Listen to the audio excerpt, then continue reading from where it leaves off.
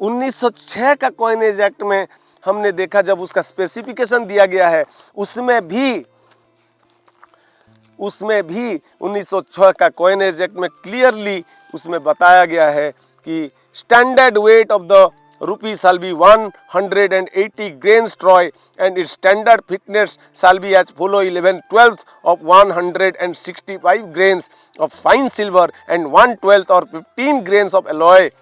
The other silver coin shall be of proportionate weight at the same thickness. यानी कि उस वक्त भारत में जो टकसाल थे उसमें जो भी रुपया बनता था वो 1 रुपया मतलब 11.664 ग्राम चांदी। अगर उतना वेट और उतना फिटनेस नहीं है तो उससे कोई गलत, उसमें कुछ मिलावट की जाती थी तो उसको दंडनीय अपराध की श्रेणी में माना जाता था, जो कि लिखा हुआ है, उसका रेफरेंस है, डॉक्यूमेंटेड रेफरेंस है। उसके बाद बोला ठीक है, अगर रुपया ये तो मोहर कहाँ है? मोहर का तो खाली उन्होंने फिटनेस दे दिया, वेट दे दिया, लेकिन जो एक्सचेंज रेट था वो कहाँ लिखा है? वो एक्सचेंज रेट भी लिखा है। जब आप जाएंगे 1870 के कॉइनेज एक्ट में, यहां पे अंडरलाइन किया हुआ है, देखिए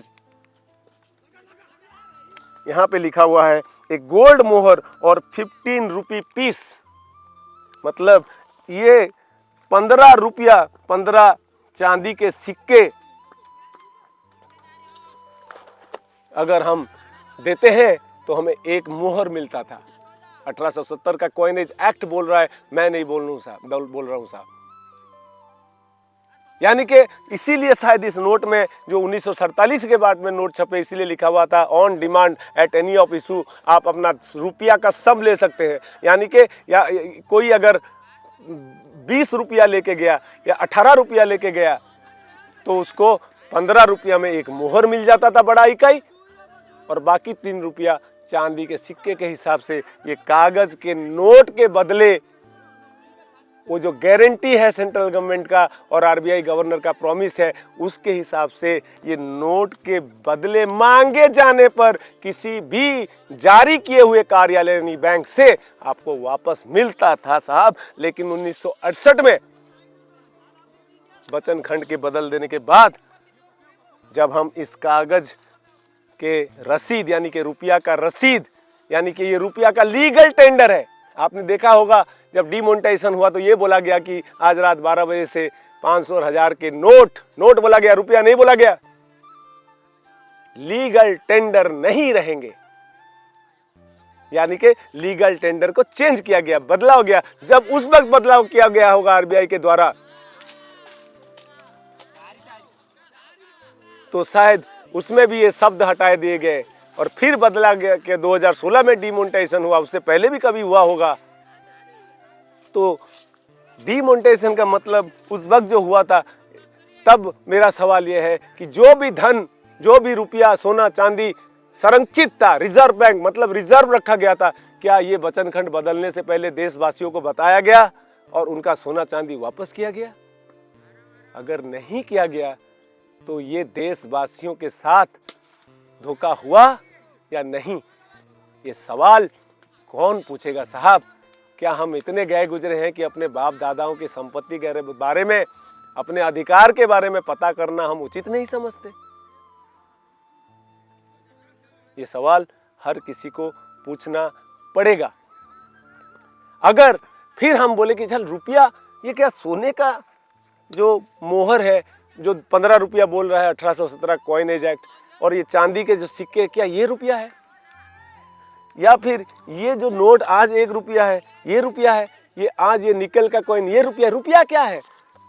फिर बाद में पता चला कि रुपया धातु पे निर्भर नहीं करता, यानी कि रुपया डिजिट में है या रुपया कागज में है, स्टील में है, निकल में है, चांदी में है, सोना में है, रुपया इस बात पे निर्भर नहीं करता कि रुपया कौन से धातु में है। रुपया इस बात पे निर्भर करता है कि रुपया का मापक मेंटेन है कि नहीं, यानी कि स्टैंडर्ड मेंटेन है कि नहीं।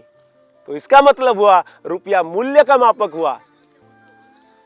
मूल्य नापने के लिए जो इकाई हम सनातन व्यवस्था में यूज करते थे, आदिकाल से यूज हो रहा है भारतवर्ष में, उसको मानक बोला जाता है या स्टैंडर्ड बोला जाता है। और वो स्टैंडर्ड डिफाइन कर दिया 1870 के कॉइनेज एक्ट ने कि 15 रुपया मतलब एक मोहर का वजन 11.664 ग्राम सोना। अब जब 11.664 ग्राम सोना को डिवाइड करेंगे 15 में, 15 पीस में, 15 रुपया में, तो भारत का 1 रुपया का मूल्य निकलता है आज के दिन में 777 मिलीग्राम सोने के बराबर। तो सवाल यह है साहब कि क्या आज भी वो स्वर्ण मानक मेंटेन किया जाता है, जिसे मेंटेन करना उचित है, अनिवार्य है, और इसको नॉन मेंटेन नहीं किया जा सकता, इसके बारे में खुद आरबीआई म्यूजियम में उल्लेखित है। तो ये स्टैंडर्ड अगर मेंटेन हो रहा है, अगर ये रुपया को मैं 10 रुपया मान लूंगा, जब इस 10 रुपये का मूल्य भारत के जो 1 रुपया यानी भारत के 10 रुपये के जो परचेजिंग पावर है, क्रय शक्ति है, मूल्य है, स्टैंडर्ड है, मानक है, उसके साथ इक्विवेलेंट होगा, या उस रुपए के मूल्य, इस नोट के बदले मुझे उतना मूल्य मिलेगा, तो मैं इसे भारत का 10 रुपया मान सकता हूं। अगर इस 10 रुपये से मुझे भारत का रुपया के मूल्य के बराबर का क्रय शक्ति अगर नहीं मिल रहा है, तो क्या भारत का रुपया इसे माना जाना चाहिए या नहीं जाना चाहिए, ये तो निर्णय आप करेंगे, विचार आप करेंगे। तो रुपया, जैसे मैंने बोला, इस बात पे निर्भर नहीं करता रुपया डिजिट का है, चांदी का है, सोने का है, निकल का है, स्टील का है, कागज का है, लकड़ी का है, कोई फर्क नहीं पड़ता। रुपया इस बात पे निर्भर करता है कि रुपया का स्टैंडर्ड मेंटेन है या नहीं, रुपया जारी किया गया है स्टैंडर्ड के साथ या नहीं, रुपया जारी करने के लिए उसका स्टैंडर्ड का मूल्य, उसका जो मानक का मूल्य, उसे रखा गया है या नहीं। जैसे एक उदाहरण के लिए आपको बोलता हूं, मान लीजिए एक तराजू मैंने पकड़ा है और इधर 1 किलो का लोहा है और इधर 1 किलो का रुई है, तो इसमें से ज्यादा वजन किसका होगा? शायद आप सोचे लोहे का होगा, ऐसा नहीं है। 1 किलो रुई, 1 किलो लोहा, या फिर इधर 1 किलो चांदी रखिए, 1 किलो सोना रखिए, इधर मिट्टी रखिए, इधर घी रखिए, इधर बालू रखिए, इधर सब्जी रखिए, 1 किलो आलू, तो इसी में भार में कोई अंतर है क्या? 1 किलो मतलब 1 किलो, यानी कि 1000 ग्राम को जैसे 1 किलो कहा जाता है, और 1 किलो मापक है, इकाई है, यूनिट ऑफ मेजरमेंट है, किसको मापने के लिए? भार मापने के लिए, वजन मापने के लिए। जिस तरह दूरी मापने के लिए इकाई मीटर है, तो मापक हो गया मीटर और मानक हो गया 100 सेंटीमीटर। भार मापने के लिए मापक हो गया 1 किलो और 1 किलो का मानक हो गया 1000 ग्राम। समय मापने के लिए इकाई, यूनिट ऑफ मेजरमेंट, मापक हो गया मिनट, और 1 मिनट इक्वल टू 60 सेकेंड। तो ये मेंटेन्ड है। आज कोई बोल सकता है कि भारत में हम 990 ग्राम को 1 किलो बोलेंगे? कोई बोल सकता है कि अमेरिका में या फ्रांस में या उस देश, पृथ्वी के किसी भी कोने में 1 किलो इक्वल टू 1100 ग्राम बोलेंगे? हो सकता है क्या? दूरी नापने में क्या 1 मीटर को 110 सेंटीमीटर या 90 सेंटीमीटर बोला जा सकता है क्या? समय मापने के लिए 1 मिनट को 55 सेकंड या 65 सेकंड बोला जा सकता है क्या? या कोई भी कानून बनाया जा सकता है जिससे इसको चेंज किया जाए? नहीं हो सकता। तो कौन सा कानून ने रुपया की मापक को तोड़ दिया? यानी 1 रुपया जारी करने के लिए जो 777 ग्राम सोना रखना पड़ता था, इसका मतलब रुपया मूल्य का मापक है सोना, और कितना सोना? 777 मिलीग्राम सोना इज इक्वल टू 1 रुपया का मानक। क्या आज उसे मेंटेन किया जाता है या नहीं? या इसमें छेड़खानी की गई है, इसको बदल दिया गया है, इसको खत्म कर दिया गया है, इसको डीवैल्यूएशन, कूटकरण कर दिया गया है? तो ऐसा हो सकता है क्या? मान लीजिए आपके पापा ने एक जमीन खरीदी, 80 बाई 50 स्क्वायर फीट का एक प्लॉट, रजिस्ट्री हो गया, उसमें नक्शे में 80 फीट बाई 50 फीट है, यानी कि एरिया हो गया 4000 स्क्वायर फीट। और वो पापा 30 साल तक वो जमीन अपने नाम पे रखे रहे, फिर बेटे को दे दिए, बेटे के नाम पे आ गया, वही मापक रहा कि 80 फीट बाई 50 फीट वो लिखा रहा। लेकिन बेटा जब कुछ दिनों के बाद रिटायरमेंट के आसपास जाके बोलता है चलो ना जमीन को मापते हैं, किसी को बुलाते हैं, अमीन जी को, आरआई जी को बोलते हैं, नापते हैं। नापने के बाद वो नाप नूप करके उसके बाद वो बोलते हैं कि साहब ये 80 फीट बाई 50 फीट तो लिखा हुआ है, लेकिन इसके बदले अभी आपको सिर्फ 1000 स्क्वायर फीट मिलेगा। तो आप घबरा जाएंगे, भैया ऐसे कैसे हो सकता है, पापा ने तो 4000 स्क्वायर फीट खरीदा था। नहीं, अभी नियम बन गया है कि 1 फीट को पहले जो 12 इंच हुआ करती थी, अब उसे 3 इंच में 1 फीट होता है, इसीलिए आपका 4000 स्क्वायर फीट 1000 स्क्वायर फीट हो गया। ऐसा हो सकता है क्या भाई साहब? अगर नहीं हो सकता है तो रुपया का मापक को कैसे बदल दिया? क्या यह देशवासी का कर्तव्य नहीं है ये सवाल पूछे? ये जानने का हक है नहीं आपको? मापक को बदला नहीं जा सकता, स्टैंडर्ड को बदला नहीं जा सकता। और कानूनन भी अगर आईपीसी में देखेंगे 489 ABCDE, और आज बीएनएस में चैप्टर 10 में 178 से लेकर 188 धारा तक सारे रुपये के बारे में चर्चा है। और वहां 187 धारा यह बोलती है कि रुपया का स्टैंडर्ड यानी कि कंपोजिशन, वेट और मिंट में कोई अल्टरेशन नहीं किया जा सकता, और वो कानूनन अपराध है जिसके लिए 7 साल से लेकर आजीवन कारादंड का दंड का प्रावधान है भारत के संविधान में। 187 धारा चैप्टर 10 देखिए बीएनएस का। तो फिर ये कैसे हो गया कि रुपया सोने चांदी से वो डिवैल्यूएट होते होते उसका मानक को छेड़ करके कम करते कागज के नोट, फिर कागज से स्टील, फिर निकल, फिर आज रुपया के बदले कुछ नहीं, शून्य, जीरो। तो क्या ये देशवासियों के साथ लूट नहीं है? और वो भी आजादी के बाद।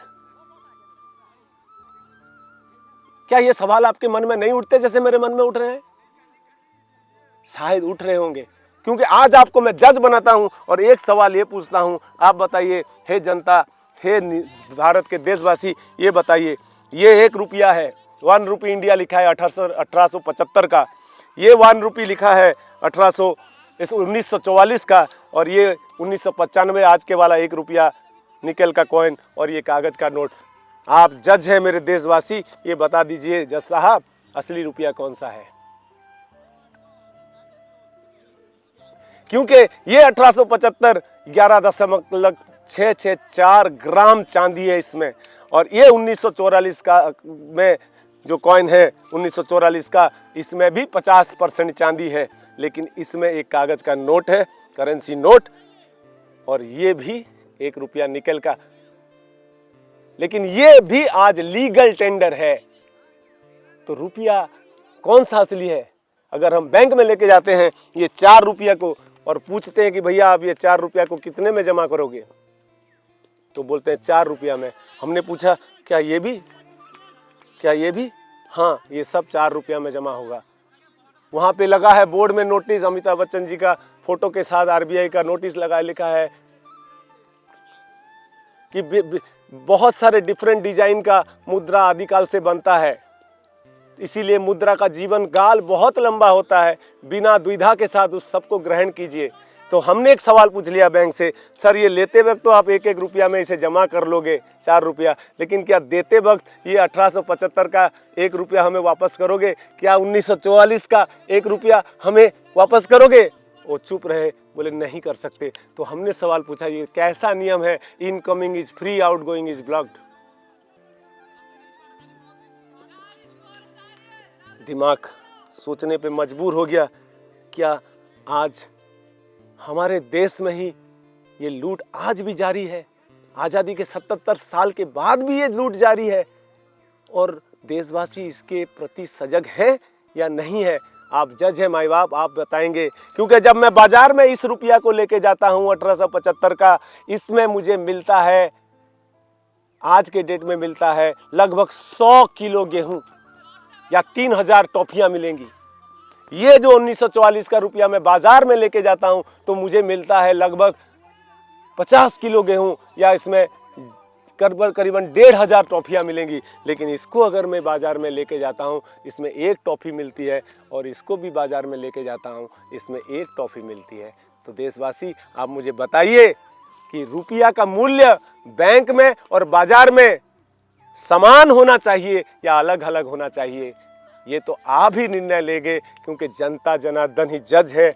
विचार आपका है, आपकी विवेक और बुद्धि, इस ज्ञान को आप ही तौलेंगे और ये निर्णय लेंगे कि रुपया की कीमत बैंक और बाजार में इक्वल होना चाहिए या अलग अलग होना चाहिए, ये विचार आप करेंगे, क्योंकि देशवासी जनता जनार्दन ही जज है। तो यही सवाल के साथ आज के लिए मैं इस चर्चा को रखता हूं। और देशवासी आप कमेंट बॉक्स में बताइए कि आपके क्या प्रश्न है, क्या और जानना चाहते हैं इसके बारे में। फिर आगे ये जागरूक भारत मंच इसी विषय पे भारतीय अर्थनीति और उसका इतिहास जो हमसे छुपाया गया, हमें कभी पढ़ाया नहीं गया, इस चर्चा को जारी रखेंगे आगे। जय हिंद, जय जगन्नाथ।